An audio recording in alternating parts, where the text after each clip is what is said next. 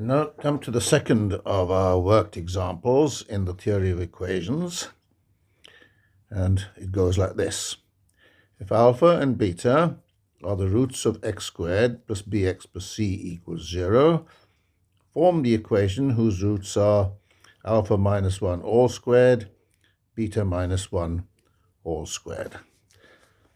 Okay, first we diminish the original roots by 1, and so we'll get the equation whose roots are alpha minus 1 and beta minus 1.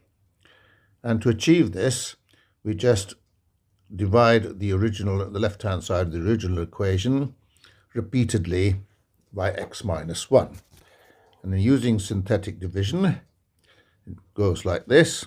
I'll write down 1bc, the coefficients.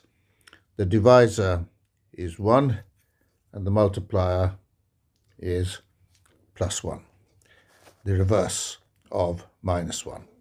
That's how synthetic division works.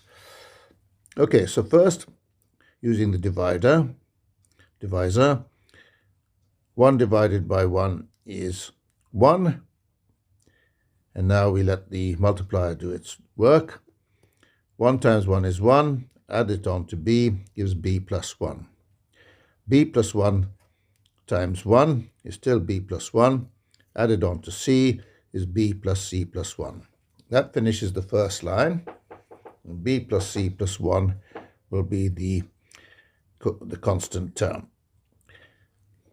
Going on to the next line, starting again, dividing 1 here by 1, we get 1. Now do the multiplication part. 1 times 1 is 1. Add it on to b plus 1 gives us b plus 2. And then finally, 1 into 1 just goes once.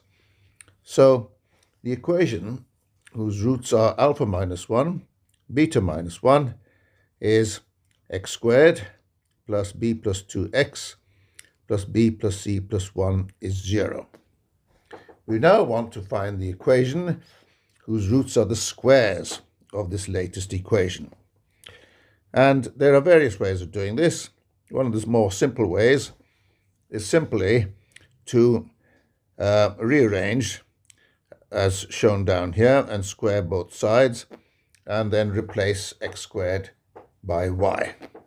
So I've taken the middle term onto the right-hand side, and on the left-hand side we have in brackets x squared plus b plus c plus 1, and on the right-hand side in brackets minus b plus 2 times x. And then I've squared both sides, so I've written in the squared signs, and replacing x squared by y, we will get making a correction. Just making a slight correction over here. Right, we get y plus b plus c plus 1 all squared equals b plus 2 all squared times y, the x squared being replaced by y.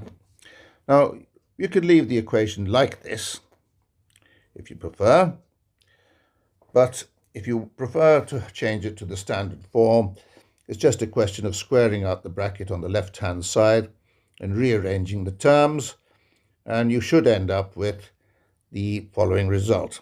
Y squared plus bracket 2c minus 2b minus 2 minus b squared y plus b plus c plus 1 all squared. Well, that completes it. Sorry for the little mistake on this line here, and I hope that didn't confuse you too much. So, thank you for listening.